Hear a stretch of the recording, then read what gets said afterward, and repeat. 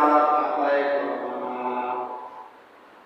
কবরের উপরে বসবাও না, এমনকি কবরকে সামনে রেখে অথবা কবর কেন্দ্রিক করে তোমরা সালাত আদায় করবে না।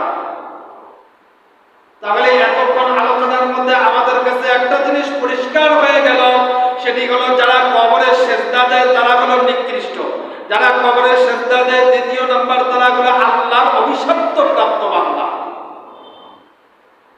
আর আল্লাহর নবী স্পষ্ট বলে দিয়েছেন তোমরা কবর কেন্দ্রিক ভাবে মসজিদ বানাবে না, কবরের উপরে কোনো মসজিদ হবে না, সিজদার স্থান হবে না, কোনো সিজদা দিতে পারবে না, এমনকি মসজিদে কবরের উপরে বসতেও পারবে না।